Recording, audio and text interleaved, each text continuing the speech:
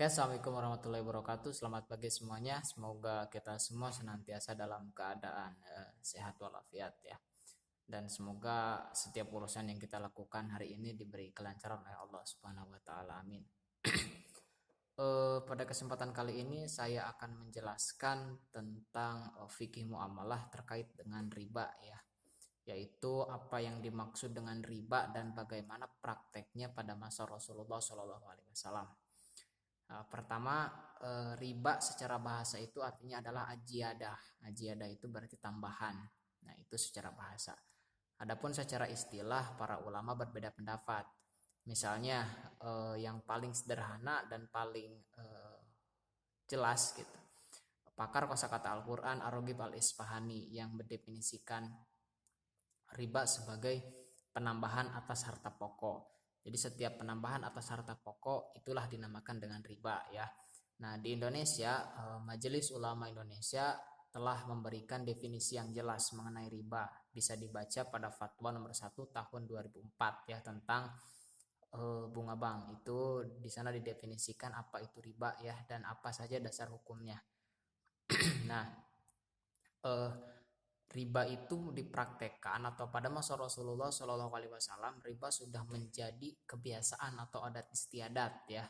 Dan ada beberapa contoh praktek riba yang ditulis oleh Rafiq Al-Misri ya dalam kitabnya, judulnya itu Jami fi Usulul Riba, terbitan Darul Arqam Damaskus ya, di halaman 22 sampai 25. Ada 3 contoh yang diberikan ya praktek praktek pada masa Rasulullah SAW.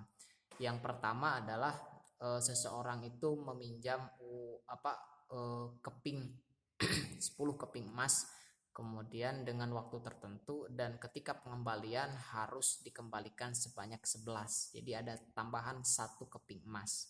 Itu contoh pertama.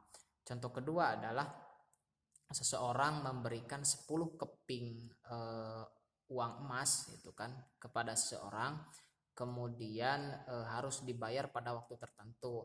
Ternyata ketika jatuh tempo tidak bisa membayar, maka dia mengatakan bahwa berikan saya waktu, kemudian nanti akan saya tambahkan ya, akan diberikan tambahan. Itu yang kedua.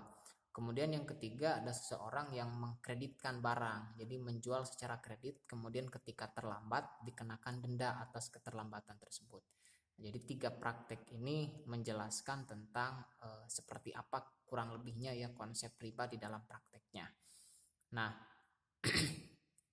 riba ini adalah sesuatu yang dilarang oleh Allah Subhanahu wa taala, yang pelarangannya itu secara asbabun nuzulnya ya, turunnya itu dilakukan sebanyak 4 kali. Yang pertama itu dengan turunnya surat Ar-Rum ya ayat 39. Kemudian disusul dengan surat An-Nisa ayat 160, kemudian Al-Imran ayat 130, baru diakhiri nanti dengan surat Al-Baqarah ayat 275 sampai 280. Nah, setelah ayat riba terakhir Al-Baqarah 276 sampai 280 itu turun, maka semua jenis riba itu dilarang ya. Nah, pertanyaannya apa saja jenis riba ya? Nah, nanti bisa kalian lihat pada bagian atau sesi berikutnya ya. Dilihat aja tentang jenis-jenis riba. Yang pasti bahwa riba itu adalah tambahan atas setiap pokok, seperti tadi dicontohkan kan, seseorang meminjamkan 10 keping emas, kemudian harus dibayar 11 keping emas ya. Kemudian seseorang tidak bisa melunasi, kemudian harus ada pembayaran lebih. Nah, itu adalah contoh-contoh sederhana praktek riba yang terjadi pada masa Rasulullah SAW, dan riba sudah dilarang sejak Rasulullah ada di Madinah sampai dengan sekarang, bahkan sampai dengan hari kiamat dengan turunnya Al-Baqarah ayat 275 sampai 280. Itu ya yang bisa disampaikan untuk kesempatan kali ini. Jangan lupa nanti untuk mengetahui jenis-jenis riba dan lain sebagainya pada sesi berikutnya. Terima kasih, semoga bermanfaat. Assalamualaikum warahmatullahi wabarakatuh.